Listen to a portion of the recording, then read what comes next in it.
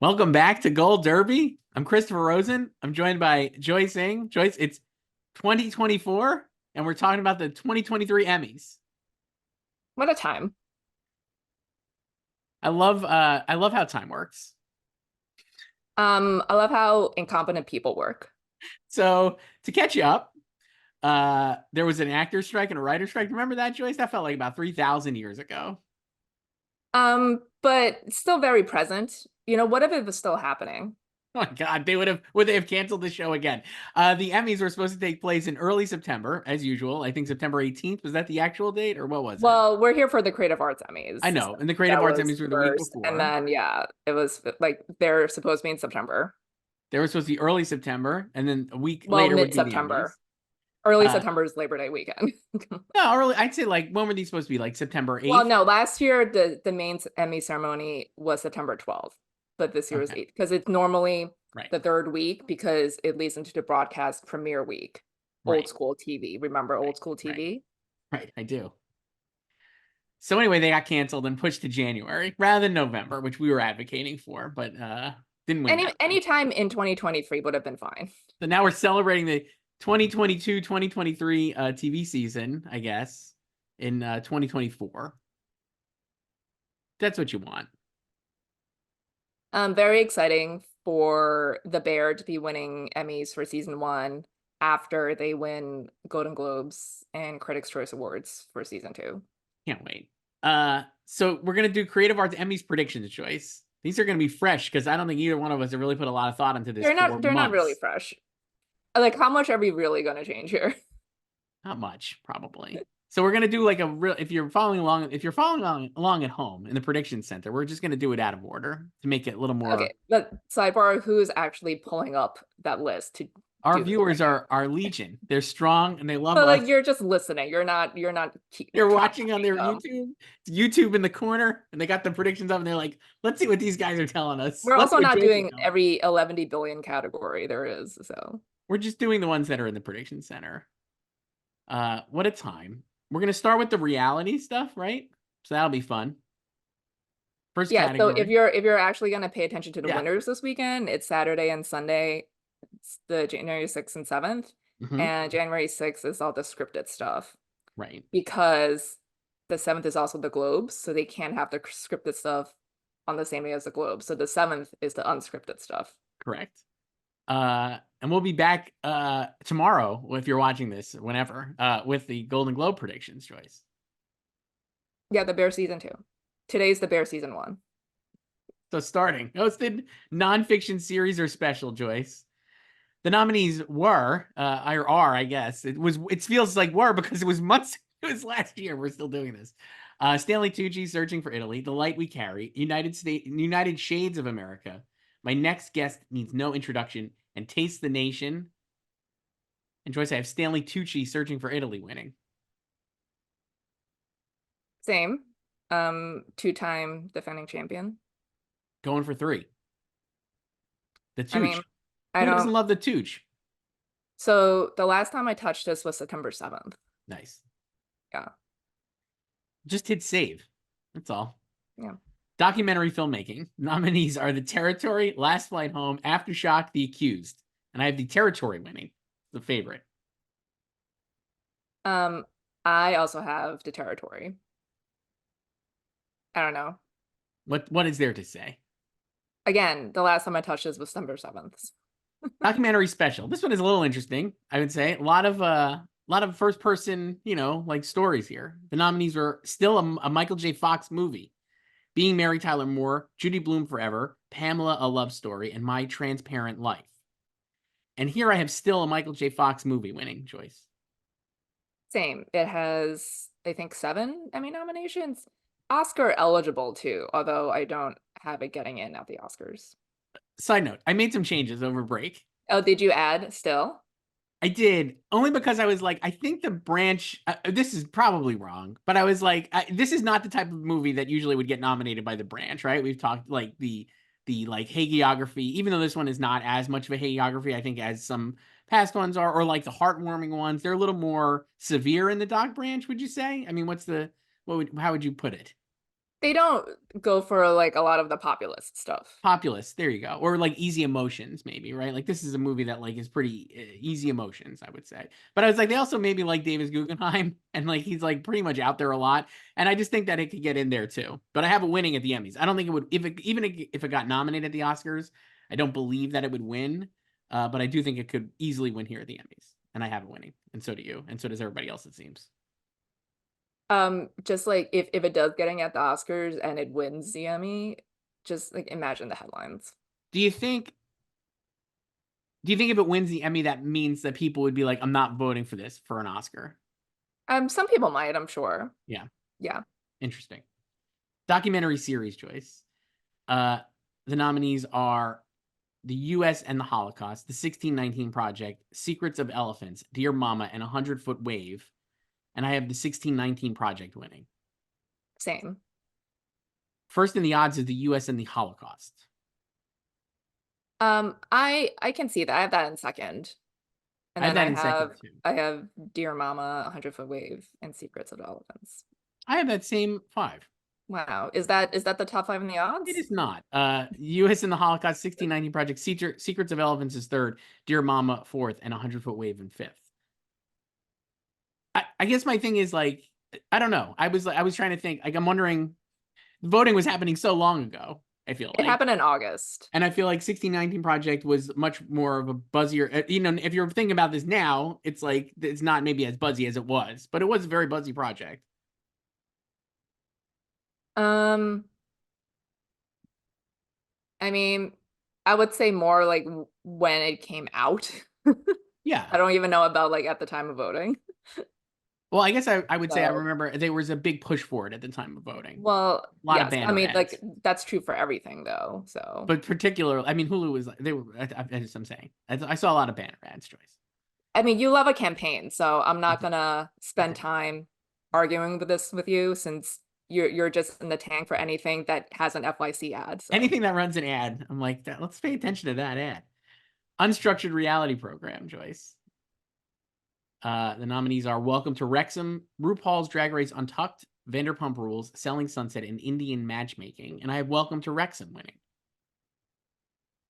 I still have VPR here, but I have Wrexham in second. Should I switch? Well, I was Again, just thinking. I haven't touched this since September 7th. I was actually thinking like maybe I should put VPR in first. I don't know. I just feel like if there was a season for it to win, I don't even watch this show and I've heard of it. I mean, So you know I don't watch the show, but I've been to I think 3 VPR restaurants. So it feels like if it was ever going to win based on the Scandival. it would be this year. And so I think it could very easily win. But Welcome to Wrexham is a show that people really liked. Very likable. Yes. But again, like I think so when voting was going on in the summer, like VPR was still hot. Yes. Like I don't think it was hot in the fall when it was like No. more Wrexham. Right. And so I think you should keep VPR where it is. I think you should have, and I'm going to keep Wrexham and we'll see who's right. And I think you're going to be right. And then watch Untucked win. So. And Untucked would win. But I think VPR definitely could win here. So that's good. Hang on. Sorry. Oh no, I'm off the page. Here we go. This site sometimes is tough to navigate, Joyce. I mean, they're just right next to each other, so I don't know. Structured reality program. Nominees are Queer Eye, Shark Tank, Love is Blind, Antiques Roadshow, and Diners, Drive-Ins, and Dives. And while I would love to pick Diners and Drive-Ins and Dives, you know that's one of my jams. I'm going Queer Eye. Same, because they're going for a 6-peat, I think. So, you know. Next up, choice, game show. Yeah, they're here now. The nominees are Jeopardy, The Price is Right, Wheel of Fortune, Family Feud, and That's My Jam. Joyce, what's your prediction? I asked in the form of a question. The answer is Jeopardy. Yeah, I have Jeopardy winning too. I did a little bit there. I don't know if you noticed. I could not tell at all. Jeopardy's a good show. Still good. I love Jeopardy. I know so many people who've tried to get on Jeopardy And I Oh, know one really? person who got on Jeopardy. No So way. yeah. What's the But one better of my friends who did Jeopardy? not get on, she like took the test and everything, and she would practice like buzzing in with a pen. Oh, And then cool. one time she did it so fast, the pen slipped out of her hand and hit her in the face. Wow. That would have been great TV. They should have called her up. I mean, that she didn't even film it or anything. That was just her practicing at home. So, but she didn't pass like the test because the test is timed Hmm. when you have to take it, when you apply. So she didn't pass that round. Did you see the movie Quiz Lady? I did not. It's like a fake Jeopardy. Not as Yes. good as White Men Can't Jump with Rosie Perez going on Jeopardy. That is like the pinnacle of TV versions of Jeopardy, I would say, because it's the real Jeopardy. I think Alex Trebek is on the in the movie. Yeah, and then we'll have game show host, So that's next. which is yeah, Now fraught, maybe. But these voting was happening in in August. So August, so it doesn't matter. game show host nominees, Maya Bialik, Jeopardy. Joyce, I don't think she's the host anymore. But she is for this. But Ken Jennings is. Next is Keke Palmer, Ken Jennings, Steve Harvey for Family Feud, and Pat Sajak for Wheel of Fortune. Keke Palmer hosting Password. I have Maya Bialik winning, Joyce. I think she would have won anyway. So I do too. So it's going to be fun when she has the wins and then is not the host anymore. but you get hardware for your efforts. She also Yeah. didn't host a lot. Like, There in was a great 2020. article actually in The Ringer over break. Did you see that? Yes, but that was just like kind of an amalgamation of everything that's been out there. Yeah, but it was good. I didn't. You like a good summary. Yeah. Yeah. Claire McNear. Claire Yeah, McNair. she Yeah. great Jeopardy on the Jeopardy beat always. She's So the greatest Jeopardy reporter in the history mhm. of Jeopardy. Yeah. And it's a great article. I enjoyed it. I learned a lot because I don't follow this stuff. So I was like, ooh, look at all this. It's a lot of tea in there, I would say. Oh, you don't follow Mayim on Instagram or anything? No. Oh. We might have a mutual friend who actually used to work with Mayim, I believe. Ooh. I'll tell you offline. Okay. That was game show host. Next is reality show host, Joyce. RuPaul Charles, Nicole Byer, Padma Lakshmi, the Queer Eye host, and Amy Poehler and Maya Rudolph. I have RuPaul winning. Yeah. You think So Padma could win though? no, I Okay. think they'll just give it to RuPaul for the 8th time. So yeah. All right. Now we're going to the variety categories, Joyce. Can't wait. Variety special writing, we'll start with. The nominees are John Mulaney for Baby J, Chris Rock, Selective Outrage, Carol Burnett, 90 Years of Love and Laughter and Love, excuse me, Wanda Sykes, I'm an Entertainer, and Would It Kill You to Laugh? I have John Mulaney, Baby J winning. I have Chris Rock. Hmm. I'm not Again, the biggest I'm not the biggest comedy guy, Joyce, but I've watched both of these, and John Mulaney's is better. And I I've love watched Chris none Rock. of these, so like I don't care. John Mulaney's is great. The Chris Rock one is okay. I've seen Chris Rock be I better. don't think that matters. So Okay. Uh, Variety special directing, Joyce. The nominees are the Oscars, the Super Bowl halftime show, Carol Burnett, 90 Years of Laughter and Love, Chris Rock, Selective Outrage, and Wanda Sykes, I'm an Entertainer. And I have the Oscars winning. same. Not I much don't else. even remember the ceremony. Who hosted? What even happened? Who won Who what? won? Who won? That's always a funny game I play, which is like, who won Best Supporting Actor at Well, the I love Oscars? talking to like my normie friends, like even just like 2 days later when No, they have no recollection, because that's what it's like in the real world. Like no one people knows. don't remember this shit. No one No one cares. remembers.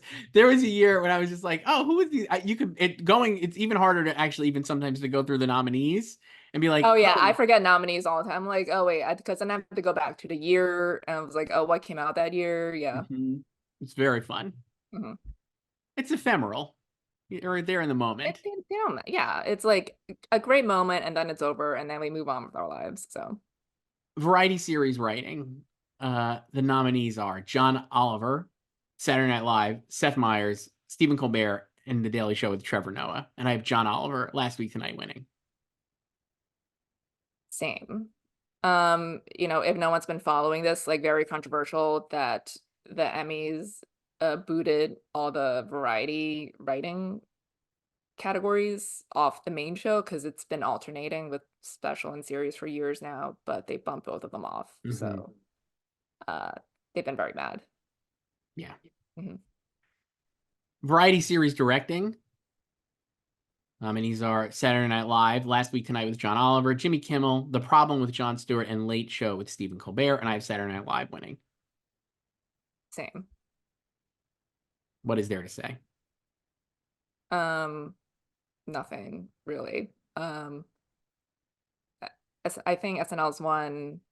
I mean, it didn't win last year, No. but it lost to Black Lady Sketch Show, which is not here. So, but it's won this, I think, 11 times. My feeling, again, as a person who doesn't follow this as probably as statistically as you, is that it's maybe harder for a talk show to win than a sketch show in terms of directing. Do you think there's like a bias? Not a bias, but Because like what the camera's just trained on like a person sitting at a yes, desk. yes. There's more to do with a sketch show, right? You have to do a lot of different things. A variety, like Saturday Night Well, I Live guess it directors do a depends lot. on the. I think Jon Stewart's won this before. I guess it depends on like what else is happening in the talk show, like the pre-interview stuff, the pre-desk stuff, or Right. like other bits, or if it's like a special, maybe it's like election special or Sure. something. I Obviously, mean, not election year this past year, but this year, Joyce, can't wait. oh really? I'm more excited for the Olympics, as you know. I'm being sarcastic. I can wait. Variety special recorded. Nominees are Carol Burnett, 90 Years of Laughter and Love, John Mulaney, Baby J, Norman Lear, 100 Years of Music and Laughter, Lizzo, Live in Concert, Trevor Noah, I Wish You Would, and Wanda Sykes, I'm an Entertainer, and I have Carol Burnett, 90 Years of Laughter and Love, and winning. Same. I think if the voting happened after Norman Lear died, he would have won. You mean in the last 4 weeks? Yes, I do, but alas. Carol Burnett, this special had so many other nominations, it just feels like it would win. Yeah. So. And then, is that the last? Is that the last one? Yeah, those are the variety For ones. variety? Yeah, that's it, right? Did I miss one? No.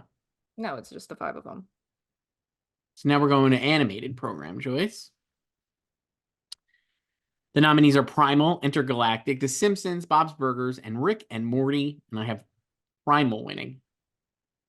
Same. Do you think The Simpsons could win? It's in second in the odds.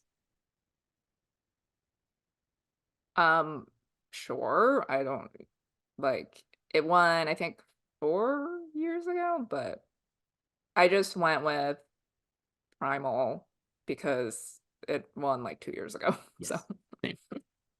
TV movie choice. The nominees are Weird, The Al Yankovic Story, Prey, Fire Island, Dolly Parton's Mountain Magic Christmas, and Hocus Pocus 2. And I have an upset here. I have Prey winning over Weird Al. Your Beloved Prey. Yes. I have Weird Al. So Weird Al had more nominations, but Prey had the writing and directing nominations. Yes. And I just feel like that might put it over the top.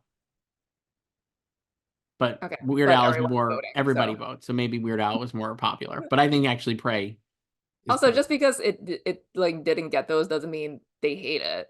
I'm not saying they hate it. I just think they like this. No, but like that's like I think that's like the cognitive dissonance is like, oh, you don't have these nominations. Like that's obviously not great because it's obviously good to have nominations, but not having a nomination doesn't mean it wasn't close to getting one. No, that's true, but it doesn't have it. So Weird Al could win. Obviously, it's the more populist pick, but I mean, I thought Prey was pretty great and pretty mainstream. Let's not remember what the forget what the defending champion is. I forgot.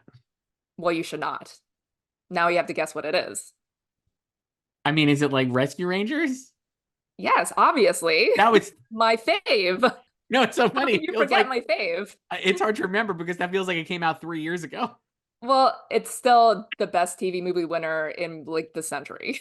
So that leads me to believe Prey would win because it's like the cooler movie than Weird Al. No offense to the Weird Al movie. But like, who thinks like Rescue Rangers was the cooler movie?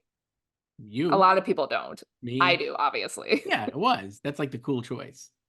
But it's not really the cooler choice. Like, I think like Prey is the cooler choice, but Rescue Rangers is not the cooler choice. Okay. All right, now we're going to like main title design, We're going to do music, casting, and then into the performer categories. So hold on to your butts, as they say in Jurassic Park. Main title design, Joyce.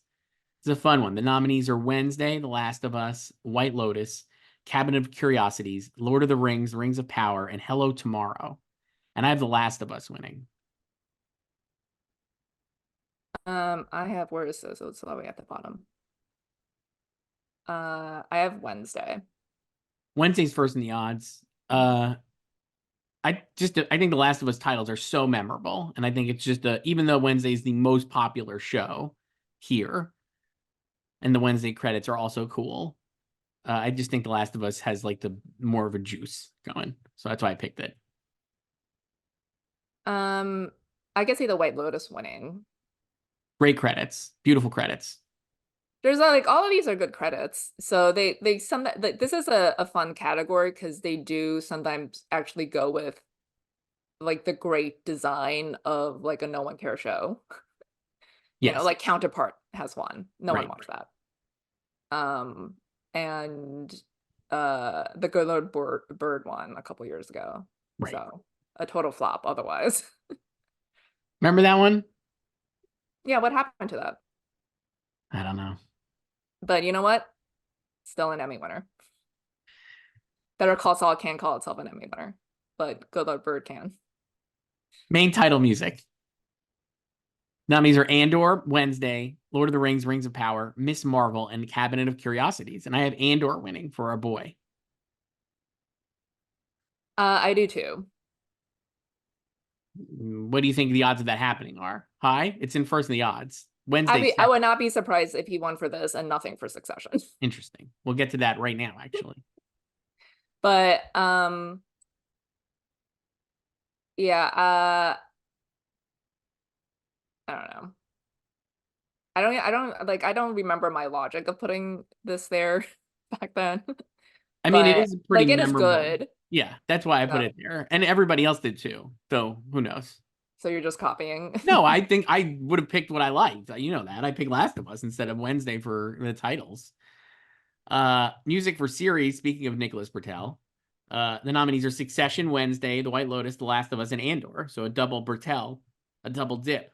And I have him winning for Succession. But I'm not super confident because I think he could split his own vote and then The White Lotus would win because I have White Lotus in second.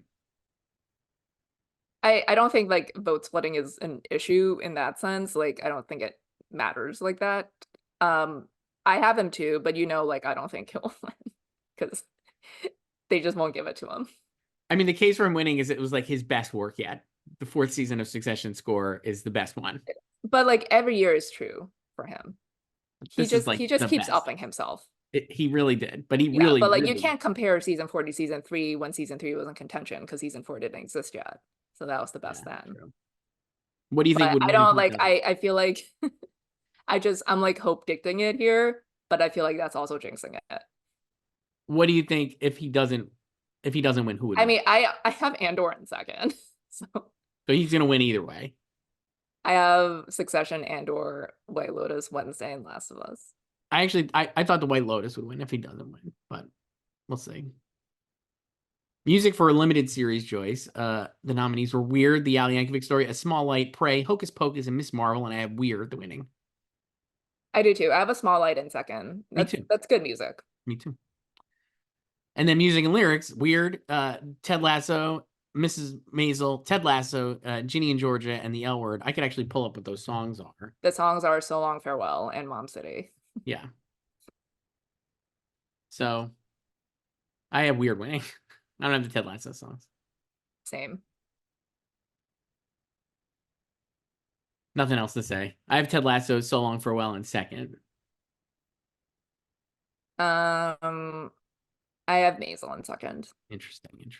I don't really know if like either Ted song is like that memorable. So they're I don't know if different. that matters, but it's like The So Long Farewell song is A Beautiful Game by Ed Sheeran. They played over like the montage. yeah, I mean, I know what they are. I'm just saying like they're not like I'm just Ken, you know.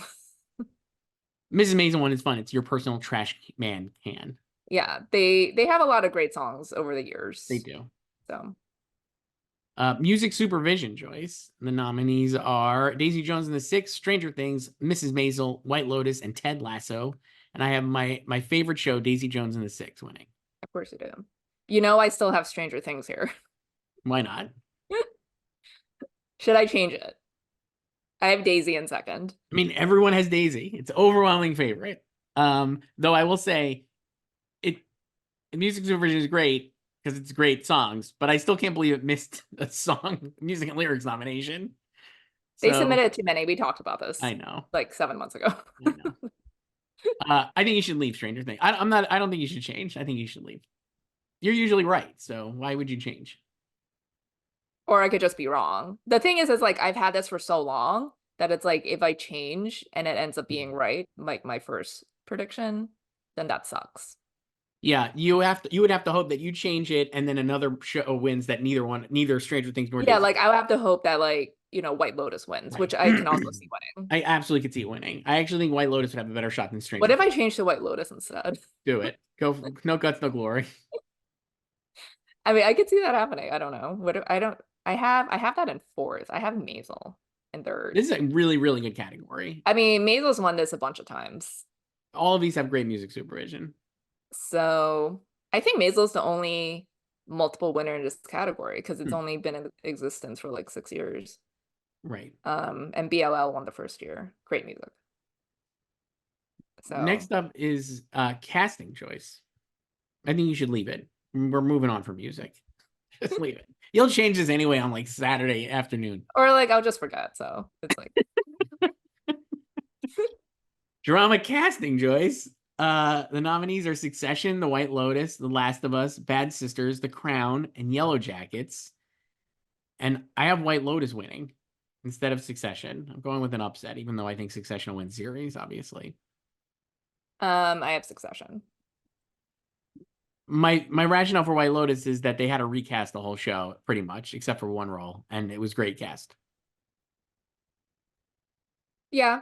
But I have that in second. And then Last of Us. And then Bad Sisters. Remember Bad Sisters? I do. And then Yellow Jackets and The Crown. But Remember the Yellow I feel what an ending to Yellow Jackets. Remember that one? I think like Succession can just remember like last year when, we were all saying that like Yellow Jackets could win this because of great casting in Yellow Jackets. And it just won Succession again. Yeah. I get it. I would not be surprised if Succession won. But like you, I had this for months. I'm not changing it now, even if I've updated it. Comedy casting choice. The nominees are Jury Duty, The Bear, Abbott Elementary, Ted Lasso, and Only Murders in the Building. And I have your beloved Jury Duty. I think you interviewed these people. Is that the right? casting director? Yeah, I interviewed. Yeah. Susie Ferris. There you go. Yes. I have a winning an Emmy. I do too. So that's just. I think it's that or The Bear. Same. I have Bear in second, Abbott in third, Ted in fourth, and Only Murders in fifth. I have Ted in third. Only because like Abbott won last year, but it didn't like do that well this year. Right. So we've talked about that. Yeah. Yes. So I think like if Jury Duty deserved any award, if you want to call it that, like it would be casting. Could Jury Duty win series, Joyce? If it wins casting and wins James Marsden in supporting actor, which we'll do when we do our Emmy picks in a couple of weeks. I still don't think it would win I think I have it in third, maybe. I don't even know where, but I think like it'd still be hard to beat Ted. Yeah. I do too. And then finally, TV movie limited series casting. The nominees are Beef, Daisy Jones, Fleischman, Monster, and Weird.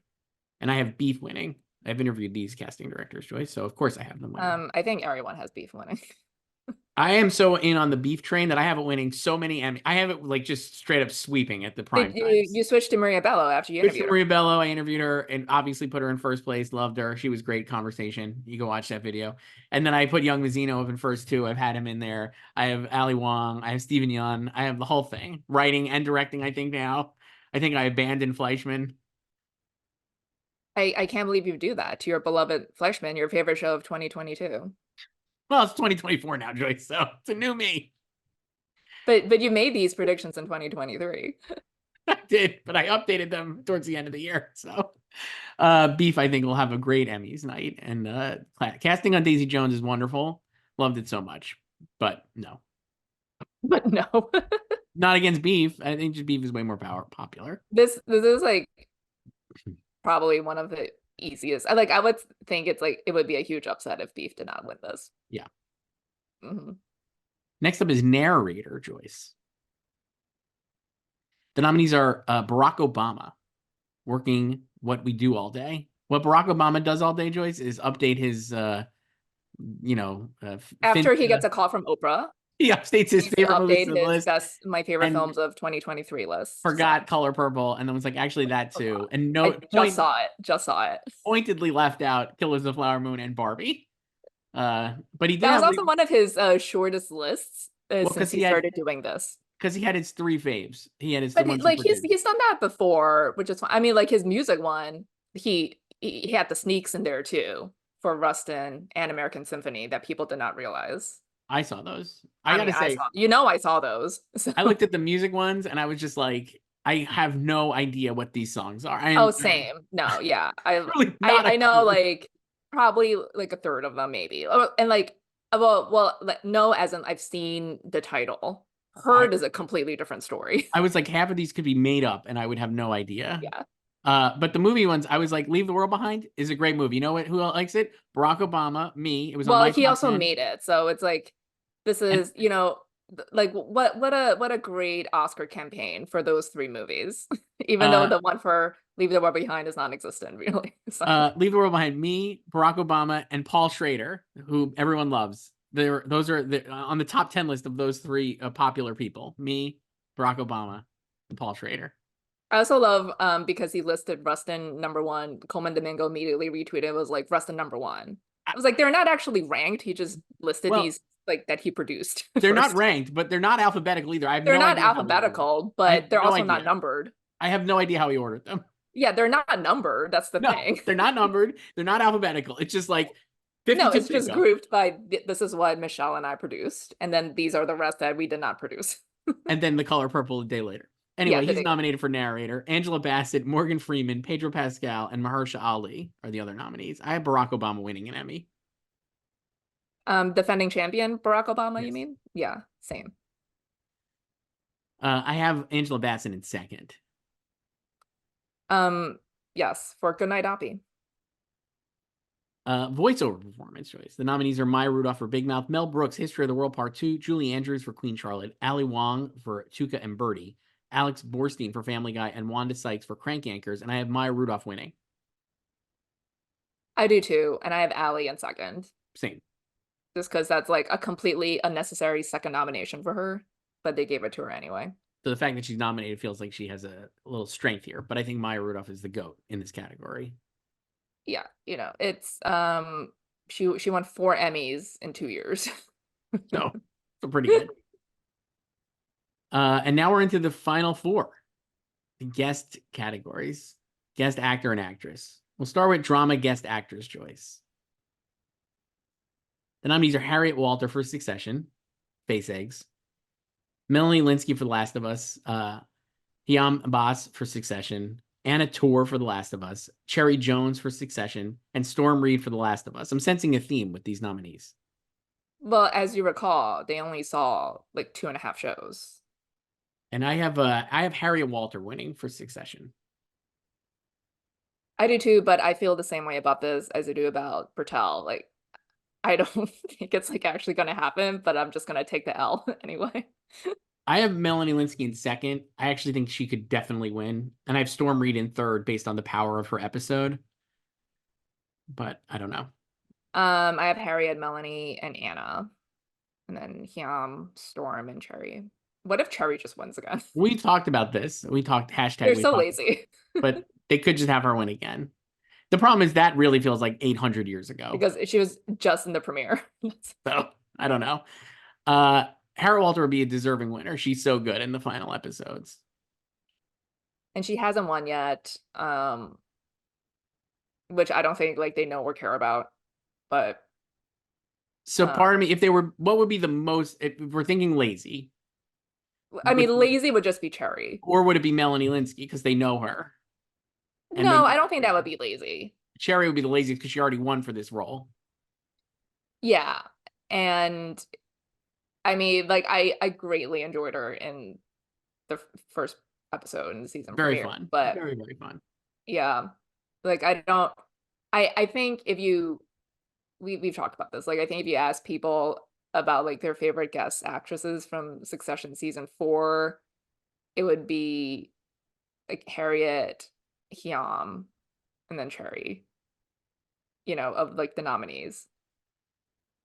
Definitely. Right. So And they do yeah. pay attention to the show. Like the thing is, where they're lazy and like we could make fun of them, but they love, like it's clear that they love Yeah, Succession. like when they love a show, they pay attention And so based to on it. that rationale, I think Harriet would win. Even though I think Hayam could be like a strong contender because she was so good.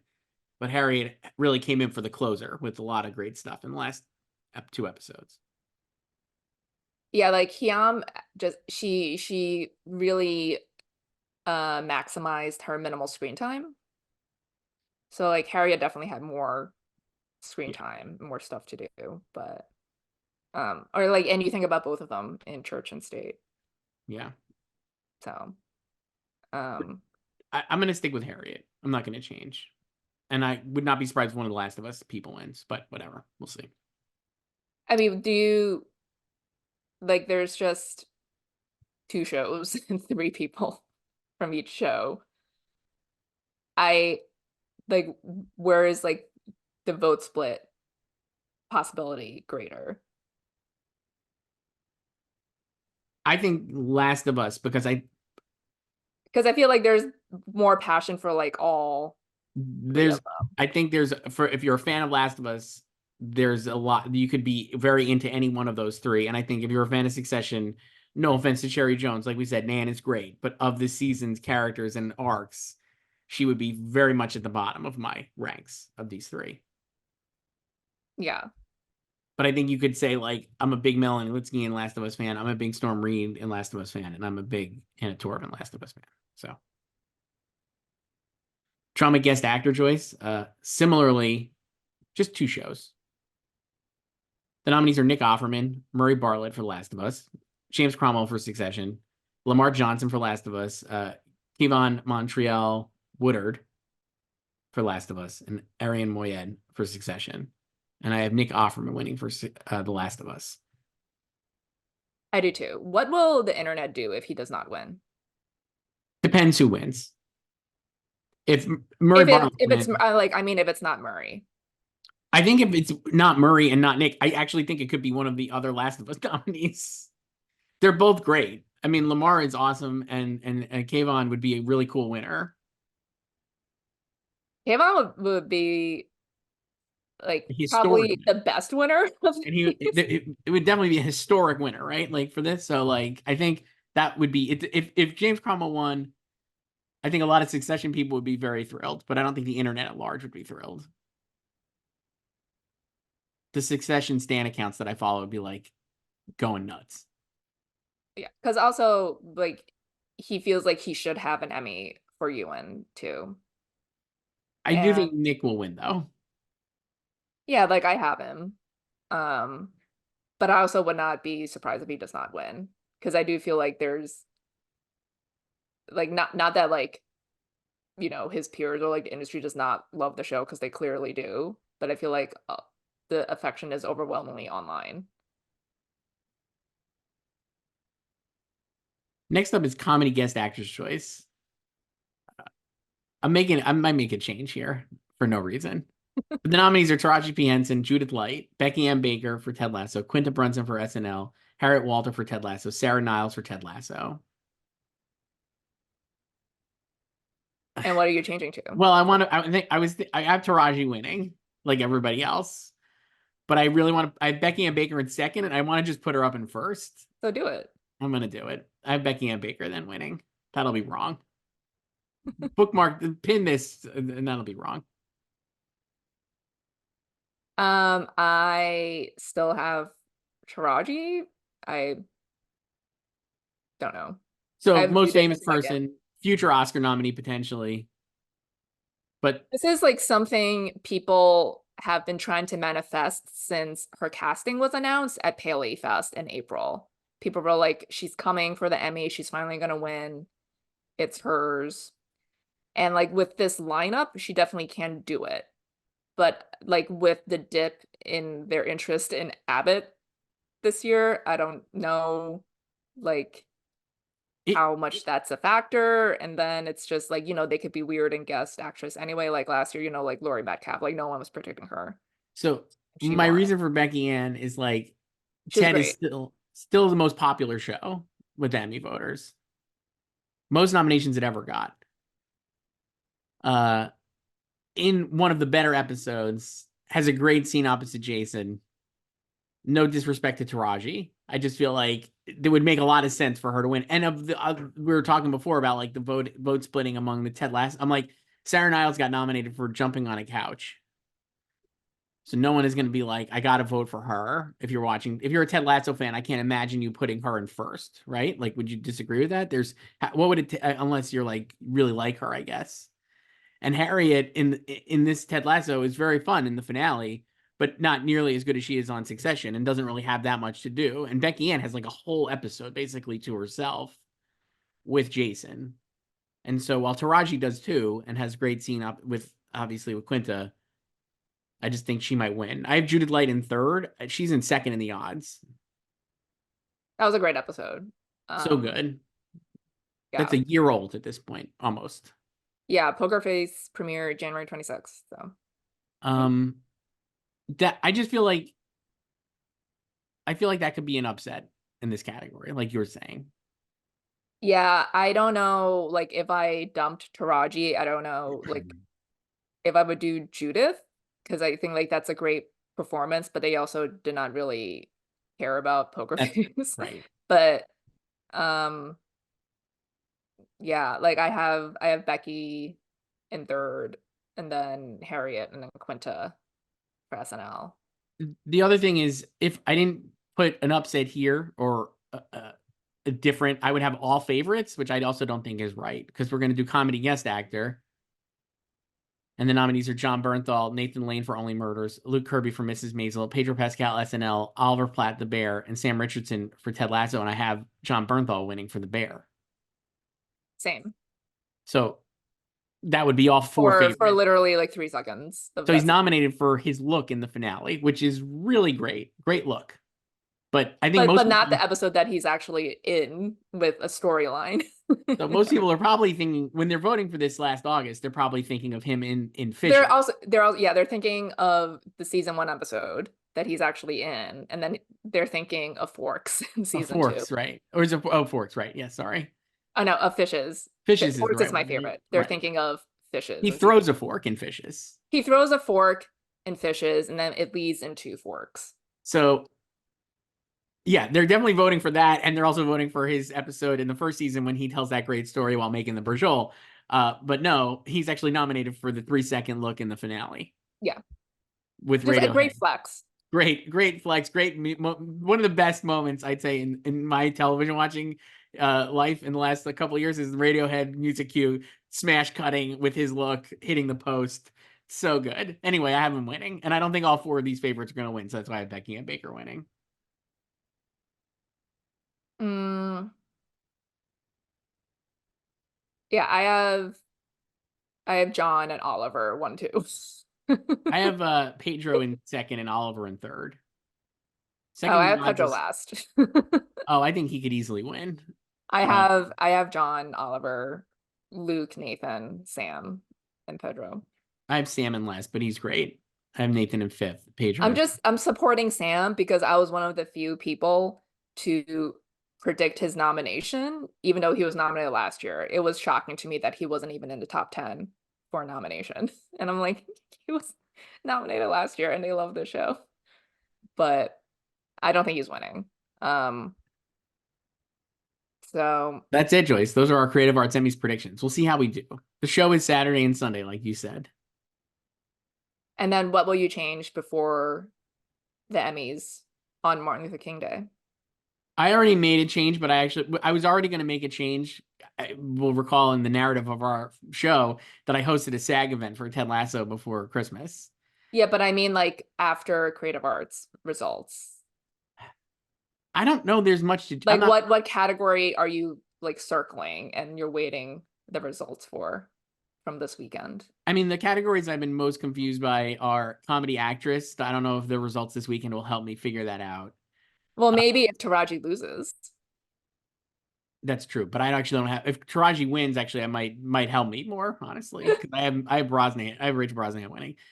Uh, I think it'll maybe help me with the comedy. Like, no, not really. I don't think any of these. I just am like I feel like none of these results will really change what I'm doing here. I don't know. Like, Yeah, I feel like it's gonna be a lot of favorites winning, and if it's not like the front runner, it'll probably be like number two. Like it's not like there's not gonna be like a lot of huge no. upsets. And then I mean just like think about what the vibe was in August when they were voting. That's the hard part. I just am like for you and I, we've had Ted Lasso winning from the beginning, so it's like Yeah. nothing is going to change that I think Ted Lasso is going to win comedy series. I don't think if it Yeah, lost, like Ted didn't win casting last year either. right? He lost to Abbott. I don't know. There's not a lot here. I mean, like I don't have a winning casting anyway, and then I have a Becky Ann Baker winning. But if she didn't win, it wouldn't matter. You know what I mean? Like if Taraji won, I'd still would have Ted Lasso winning. I don't know. Yeah. We'll do our Emmy predictions, I guess, next week. Is that right? We have a lot going on next week. We have the SAG It's nominations. also SAGs. Okay, we're gonna take a break. We're gonna do some emails, Joyce. People emailed us over the break at slugfest@goldderby.com. Why are you spending your break emailing us? Why aren't you? Email us more. Take some time to yourself. Love yourself more. Uh, this one is from David R., our old friend. I'm gonna start with this one. Greetings, it's David R., aka Grammar Dave. Not to be confused with any other David. This. Have you thought about enriching the parasocial relationship you have with your fans by launching some merch? Maybe a hoodie or a pillow that reads, "We already talked about this." That seems to be one of the most used phrases on your podcast. Also, I am one of your original 14 viewers and listeners, and I don't recall you two ever giving any context to your partnership. Where did you meet? How did you pair up? What's this column you're always referencing? I think your fans would like to know the origin story of the dream team that is Joyce and Chris. P.S. If I want to hear about sports, I'll go find a sports podcast.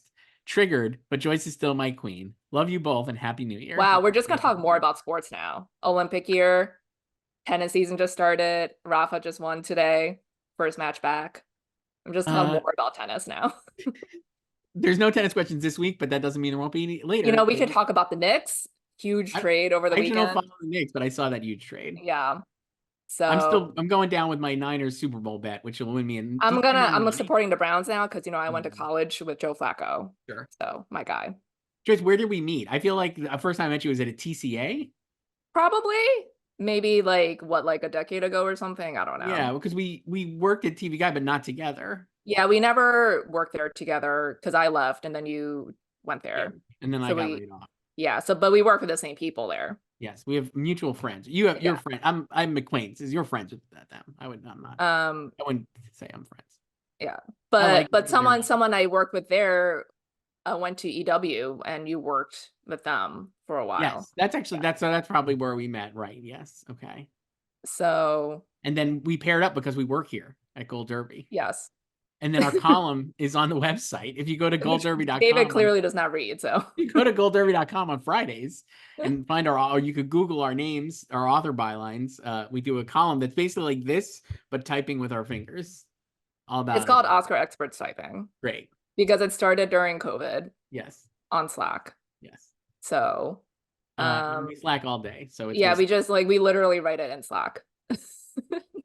And then merch, maybe that could be a 20. Maybe we could put that on our stretch goals for 24. Add that into our Ulti Pro account, right? No. Merch. No one's gonna buy that except for David. Hi, Chris and Joyce. This one's from Alex. Emailed us at slugfest@goldderby.com. Alex here again to talk about my favorite topic of the moment, the color purple. First, thanks for diving into my question last week, or 2 weeks ago, as it were, regarding the PGA and the pay gap discussion. If you recall, Joyce, Alex emailed suggesting that maybe PGA would penalize or wouldn't nominate Color Purple because Taraji P. Henson was talking about her salary. I just want to clarify that I wasn't seeing it as a way of punishing Taraji for speaking out, but more so PGA looking at the producers and saying, why would we award you if you had such a rocky start with your stars? Thought, as you mentioned, it wouldn't make much sense given that it's the club rewarding its own people, especially with the likes of Spielberg and Oprah at the helm. Chris, I'm thrilled to see you've added The Color Purple back into your Best Picture top 10. My partner and I saw it on Christmas Day, and my expectations were definitely exceeded, perhaps because I lowered them after some negative response. The film definitely struggled in the terms of direction and editing, but damn be all if the cast didn't catapult the story to excellence. Not to mention its earth-rattling box office performance on Christmas Day, and quite stellar score on Rotten Tomatoes, and a fair outcome on Metacritic.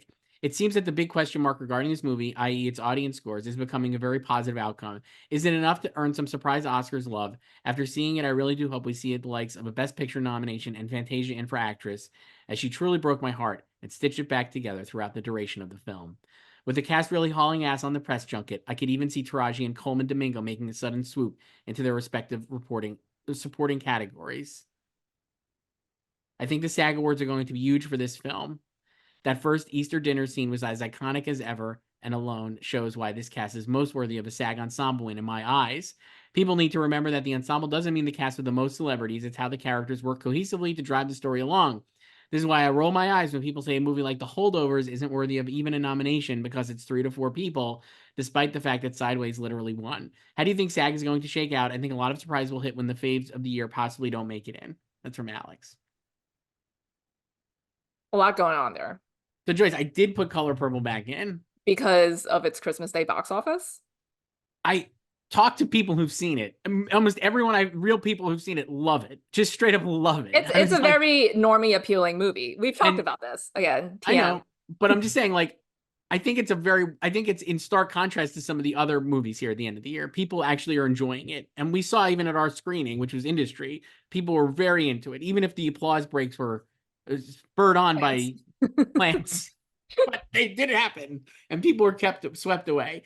I do think it could get in. The problem is, I also think Anatomy of Fall is going to make it in. I also think Zone of Interest is going to make it in. So now I'm left with deciding: do I keep Color Purple in, and do I put it in? So what did you drop to put it in? Maestro. So again, because of what's happened in the past 5 days online. So when we saw Maestro, I was like, I'll just speak for me, and not. I thought the parts were greater than the sum of the whole. Yes, I mean we talked about this again, and incredible. Every aspect of it was great, but the movie itself is not as great as the rest. And the response online, I don't take seriously because like people are, they're not voting. But I also think that sometimes things that are true are just true. So like Paul Schrader being like, I told Martin Scorsese it's tough to follow Leo because he's an idiot for 3 hours and he should have played the FBI agent. Then his dog bit him. And I'm like, he's right. Like, that's a valid, there's the valid critiques that we thought of all throughout this year or last year are actually valid. And then maybe that is a reason not to do it. But I was like, Color Purple obviously has all its valid critiques too. And obviously the industry hasn't really weighed in on it all yet. But we were mostly being like, how does it miss at the Golden Globes when it's the most obvious Golden Globes movie in the history of the Golden Globes? But I do think like Maestro could get a lot of below the line, not like I have it in, like we said, like maybe editing, definitely makeup, Bradley and Carrie still, maybe even Bradley for director, right? But I'm like, it's not going to get in for screenplay to me. And I'm like, maybe it does miss Best Picture. Maybe the love for Color Purple and the actors really support it more than they would Maestro. Because I feel like Anatomy of Fall and Zone of Interest, based on like just, again, anecdotal and the way they've performed, are like absolutely getting in. The Color Purple feels like I have both of them in. But Color Purple feels like a movie that could get #1 votes, is what I'm saying. And Maestro does not. Maestro feels like a middle. We've talked about it. It's like the mashed potatoes. It's the middle. Oh yeah, no, I definitely agree about that with Maestro. Just like how many people are putting it at #1. Like what is Spielberg going to put at #1? Maestro or The Color Purple? I think The Color Purple. Like. I honestly think they're all like the movie, the response has been great. I think if the movie flopped, which we didn't expect it to, like we said, when we saw it was like, this is a great audience movie, but it really is like the sense that it's something that's popular and that people like, and that people do genuinely like it, to me is like a statement about the movie. And I also think Maestro, which we kind of talked about, and even Bradley suggested in his little interview with Spike Lee, definitely a movie you need to see in a theater. And I think Color Purple you could probably watch anywhere and get the same like kind of feeling. And Maestro, I think, really needs a theater. And I think if people are waited and watched Or on you know, you Netflix, could see in a theater and then you could just, if you're not into it, you could just fall asleep in the theater. you could. You know, It's like on Netflix, it's like you could just tap out whenever. I I just was like I don't think the passion is going to be there for Maestro, and as much as it's crazy that color, I really like cannot believe how I'm being swayed by the.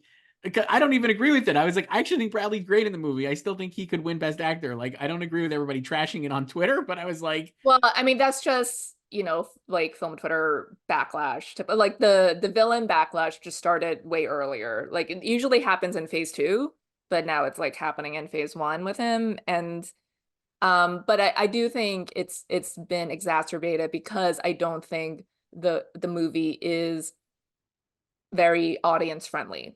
no, it's not. Right. It's Like it's industry friendly. it's not like normie appealing like The Color Purple is. And we've No, we've seen that like since it hit Netflix. Like I know some people who've seen it since it hit Netflix, like just regular people, and like they're not into it either. And yeah, it's very it's like literally scenes from a marriage. It's just like a collection of some really great, some okay, some like meh scenes cobbled together, and it's like not really cohesive, like the storyline, and it really kind of demands the viewer to know, to like have a baseline knowledge of Leonard Bernstein and maybe also his marriage and especially of his work before going into it, because that's a lot of the complaints I've seen, like some of my friends is like, I know nothing about Leonard Bernstein coming out of it, I've you seen that know. a lot.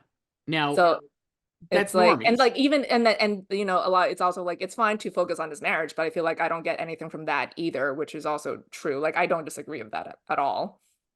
So Like I think it's just like you're just kind of thrown into like the meeting in the beginning, and then it's like, and then it just moves through time, and then like all of a sudden they have this huge argument and you're supposed to buy into it. Like I feel like it lacks that kind of emotional investment in the characters that you really need for people to connect, and you do get that with something like The Color Purple and with normies. exactly. And I think and here's what I would say too. Okay. So Anatomy of Fall, I feel like is like the perfect blend of this. It's like we said at the time, it's like an HBO limited series, right? So it's like you have like a highbrow sheen, but it's also just like really basic bullshit that a normie would like, right? Like basically, I think there's not a lot of I don't think it's a very challenging movie, which is No, why I like it. You know what I mean? Like I liked it. It's great. I love watching it.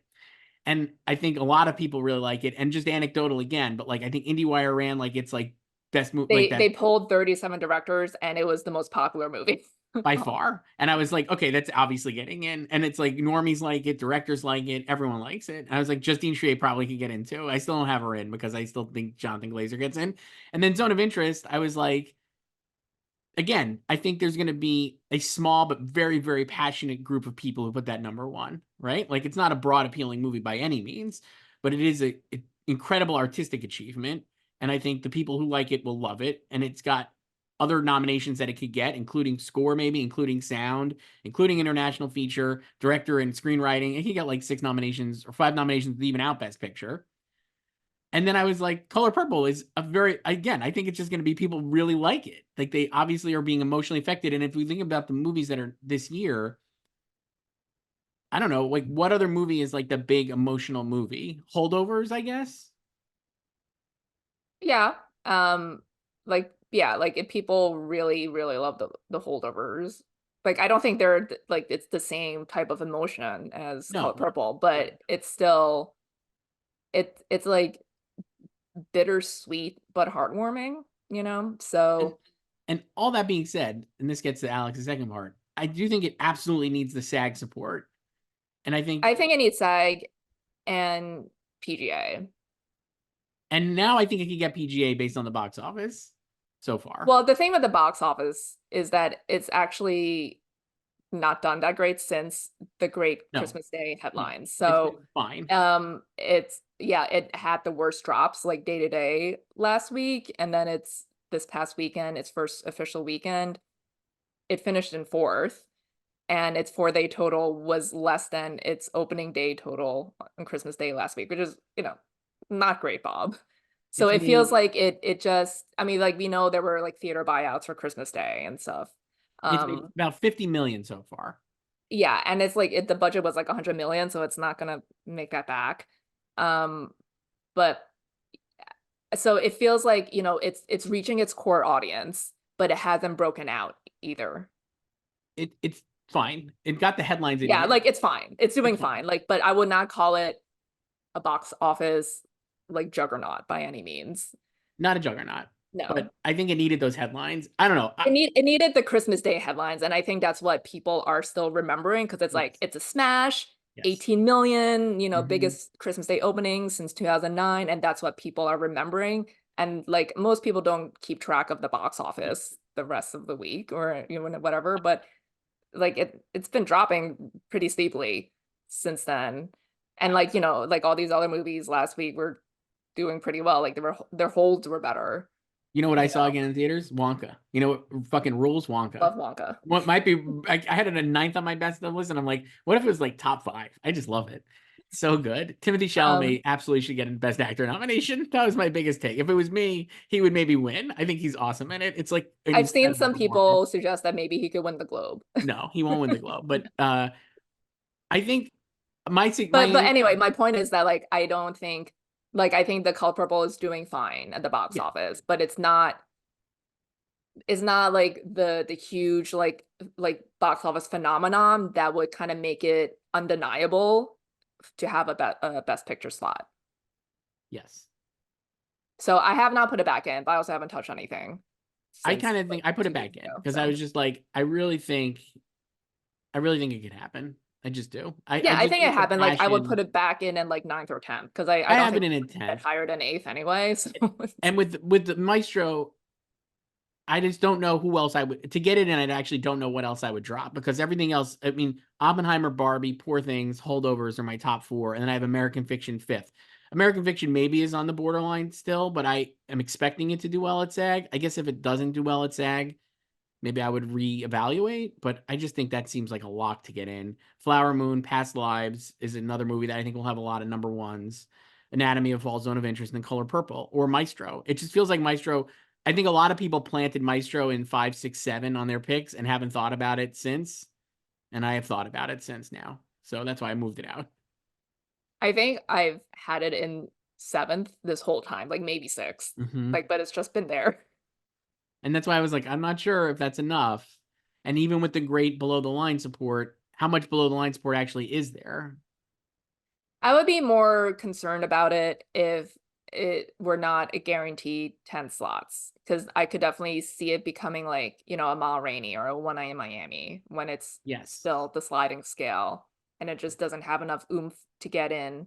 But with the hard 10, like it makes it harder to miss, but with the competition, like I agree, I don't know how many people are putting it at number one. I just don't see it. Like I don't know anyone who's seen it who even the people who like it, like who's called it like their favorite movie of the year. The only people I know who love it, love it, love it are Jordan Hoffman, David Sims, Wait, and does he love it more than the holdovers though? I think he liked the holdovers more. Let me pull up the messenger.com, Joyce, and see where Jordan Hoffman put it on. I'm not actually Googling it. I feel Message. like he liked the holdovers more, but he did like Maestro a lot. Let me see.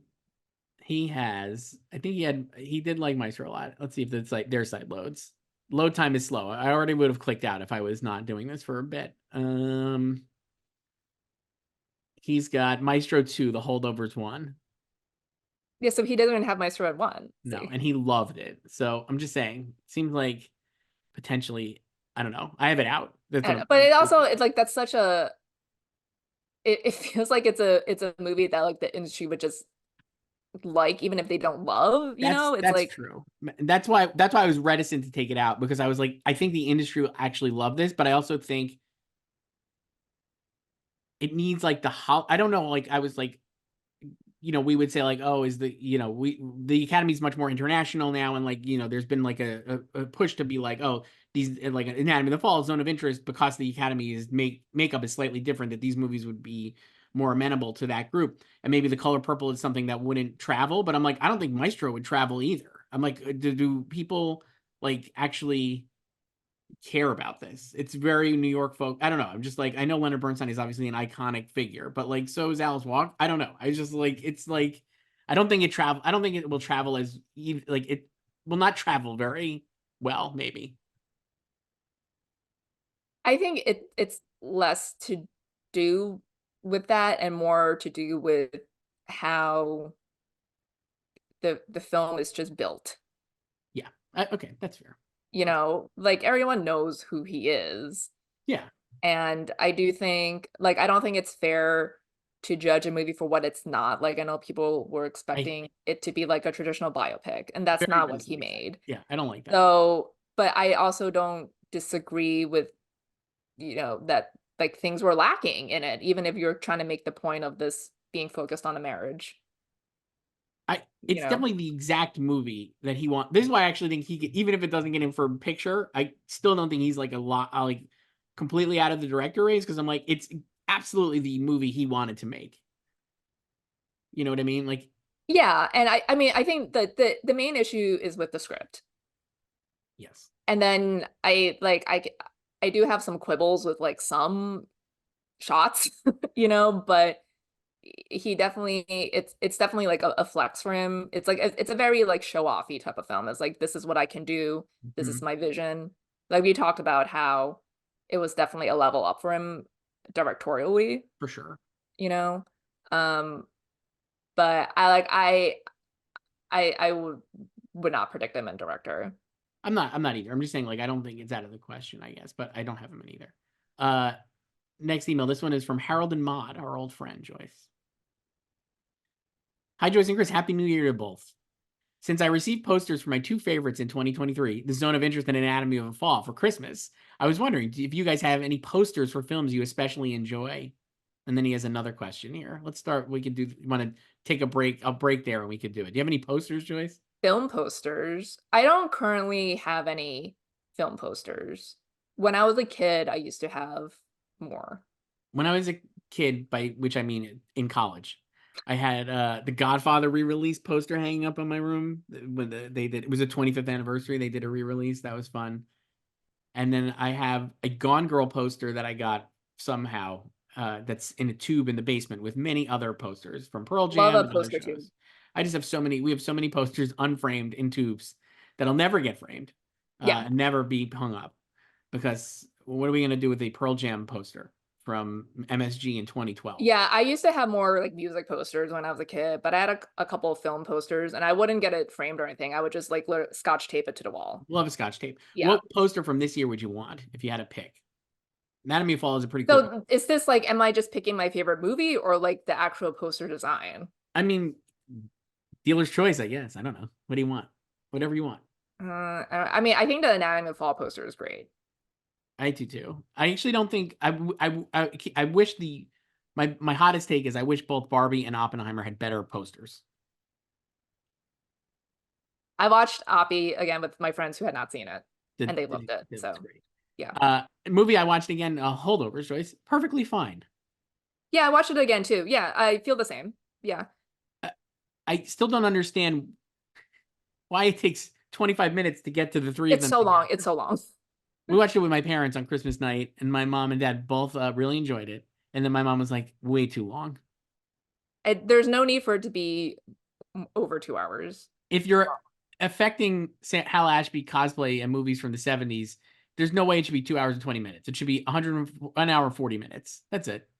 Yeah, like it takes, because like now like I can actually like see the time, um like it takes like an hour like for when the movie like actually starts, when Yes. like Yeah, they actually start doing stuff. it does. But it's very watchable, and I think Yeah, we'll talk and they're about all this great. more. I So actually think Paul could win. oh yeah, I've always thought he could win. So I definitely think he could win. yeah, I've had him in third for a I've while. moved him up. I think I have him in first now.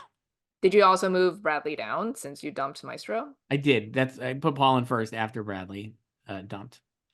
And I'm also teetering on Carrie even getting in, but I still have her in. I mean, Anyway, well, we talked about Carrie in our column that David does not read a couple weeks ago about how I felt she was vulnerable. And this was before Maestro even hit Netflix. and you were right on. You were a canary in the coal mine with that. I feel like there's definitely an opening for her to miss, especially if the Color Purple support for Fantasia keeps growing. I feel like she'd be an easy person to get in. The other four, I feel personally, are set, including Margot Robbie. But I can also still see Margot missing. I think it's very competitive for those last two spots, and especially the last spot, if you do think Margot is locked. I, you know what I love? Barbie. Watch it again. She's great in it. My God, she's so good. I actually think she's like really great in the movie. I know it doesn't get the headlines that Gosling gets, but she's like really good. Anyway, next part of Harold and Maud's email. My other question is about the later stage precursors and which films Oscar chances could be bolstered by them. The two movies I mentioned earlier seem very likely to be helped by BAFTA, and I think an underrated prospect is the Iron Claw maybe getting mentioned by the PGA. They really don't like to go out for international movies, and I think them nominating The Whale last year sets the precedent that they're charmed by deeply emotional stories. Interested to hear your thoughts. Yeah, I don't really expect Anatomy of Fall or Zone of Interest to make PGA. No, I think my we'll do this next week with SAG, but I put Iron Claw in for ensemble, and I actually think it could get in for PGA. I still don't think it would get in for Best Picture, but I think it will do very well here. I think it's like another movie that has hit the feels, as it were. Well, Film Twitter really wants Zach to happen. I don't see how it could happen, and I don't. But even in SAG, I don't think it could happen. But I think it could get in for ensemble if they saw it, because it is a great ensemble. And while Zach is like the headliner, all of those guys together are what makes the movie so good. Yeah, I like for SAG, it depends on like how early they got the screeners. Same thing with Color Purple, because we know they love early stuff. Yes. Very tough when you're late with screeners. Like the release doesn't matter. As long as the nom-com gets the screeners early, you should be okay. Mm-hmm. I can see it hitting PGA and not making the Oscars. I think it could hit SAG and PGA and not make the Oscars. That would be my big takeaway. Even if it hits SAG and PGA, I wouldn't put it in. I just don't I see don't how. know what I would have at PGA. Like I think Maestro would hit PGA. I think Maestro will hit PGA. I think Past Lives will hit Yeah, PGA. like I think if you have everyone has the same 8, then it's just those two spots that I have at the Oscars for Anatomy and Zone. So I So think I could see like Spider-Verse getting in. it could be Spider-Verse and Color Purple. It could be Color Purple and Iron Claw. It could be Air. I think those are all possibilities. Yeah. Like Air is like no one's talked about it in a while, but I think that's a good possibility for PGA, especially with, Matt and Ben's production company, Artist Equity, and their whole deal. Yeah, like I think like Color Purple can hit that. And yeah, maybe it's like Color Purple and Spider-Verse for PGA, or I don't know. Let me see here. I got a couple more and then we'll wrap up because we got to save some of these, Joyce, for later this week when we do our When we Golden do our Globes prediction. picks. Let me see. This one's I'll do David L. Sure. Hey, Joyce and Chris, it's your pal David L. again. So glad to be your first email of the new year. Hope you guys. He wasn't. uh Hope you guys had a great holiday. I was really upset and disappointed when I heard recently my friend Sean Parr hasn't been asked back to announce the Golden Globes again for a second year now, especially since he brought so much great enthusiasm to the show with his voice for 28 years, since the 90s, that made the Globes the fun show that it was. Hope they at least bring back the old music again this year, and we get an engaging announcer like Bo Weaver, who's done the Creative Arts Emmys. This is so inside baseball, Joyce. I don't know who any of these people are, but I'm just going to keep reading. It really wasn't great last year when we had that boring piano music and the female announcer. My question is, I recently noticed we lost both Tom Wilkinson and Andre. We recently noticed that we lost Tom Wilkinson and Andre Brower in December. So it got me thinking, since the Emmys are now 16 months after the last one, how long do you think the in memoriam will be with all the people they have to include now? I just hope they don't speed up the montage like the infamous COVID Oscars of 21. It's from David. How do you think they'll do I this, mean, Joyce? like, I think they would both be included. They have enough time to include Tom. They should Andre died absolutely on December 11th. they should So, absolutely include everyone who has died up yes, until the everyone who show. has died in 2023 should be included. And anybody who died in 23 should be included in this 24 show. I Yes. know it's tough, maybe, but like they can make it happen. Yeah, they're already dropping variety writing from the main show. I mean, they're definitely not going to include everyone in the montage that they play in the ceremony because they usually just do like check the website for more tributes. Love to check the website. Yeah.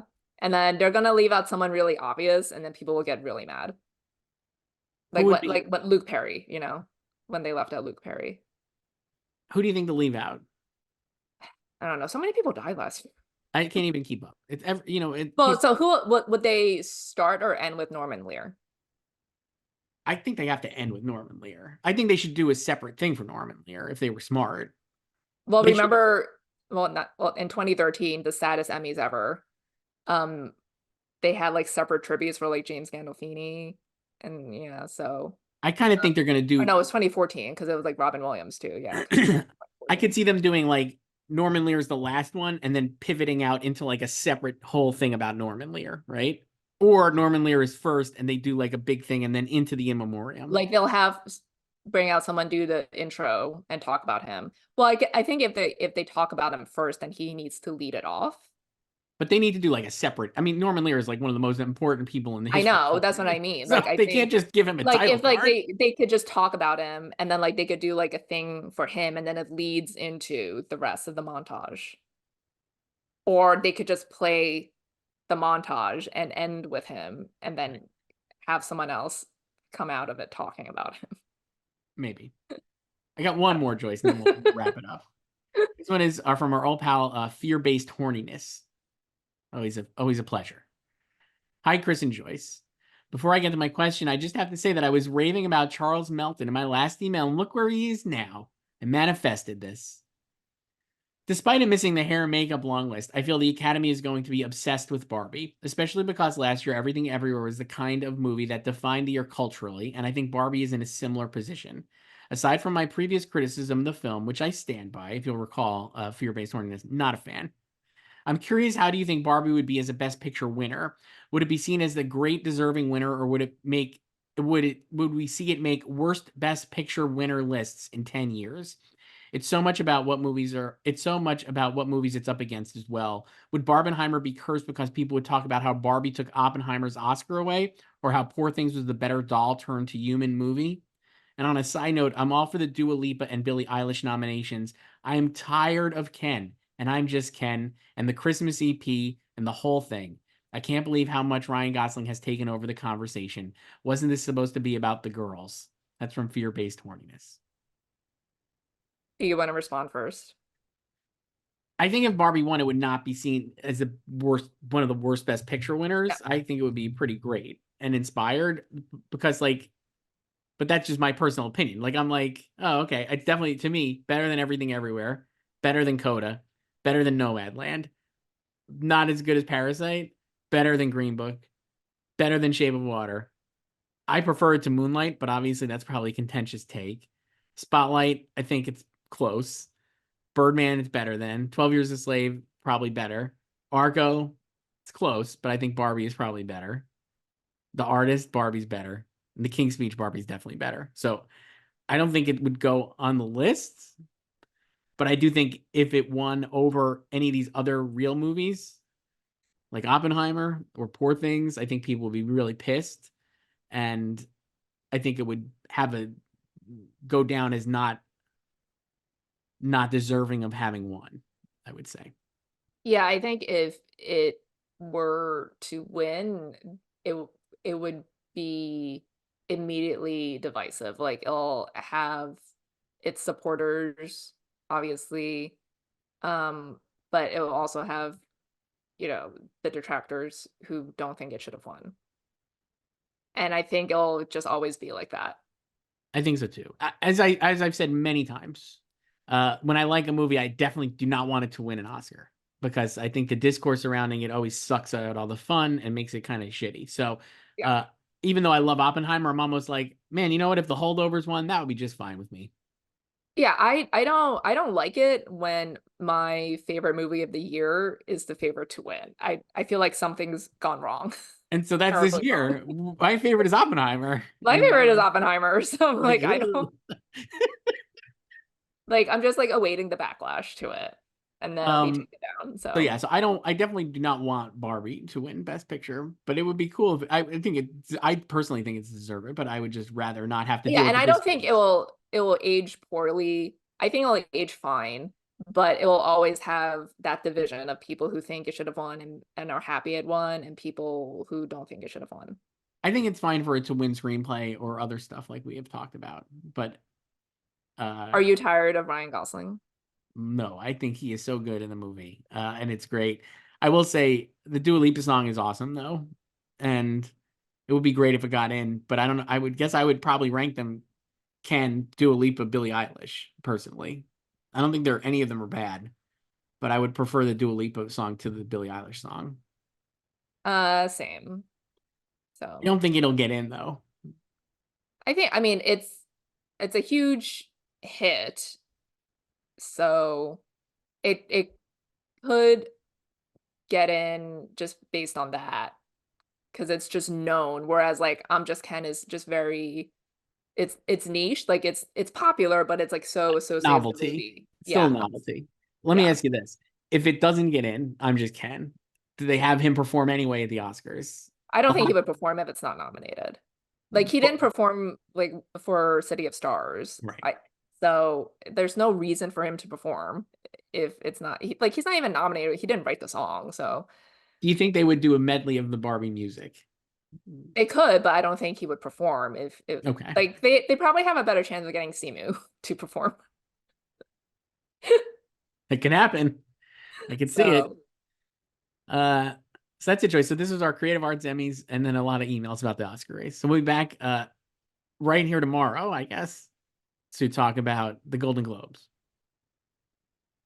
does this also mean you're not predicting Bradley for the Globe? We'll talk about. I'm gonna leave you hanging. We'll talk about that tomorrow. Wow. I actually think it'll Have do you it. even made a decision there yet? You haven't even thought about it. You just changed your Oscar picks.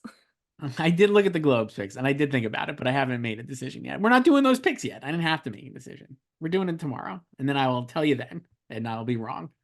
So talk to you then, Joyce. Bye.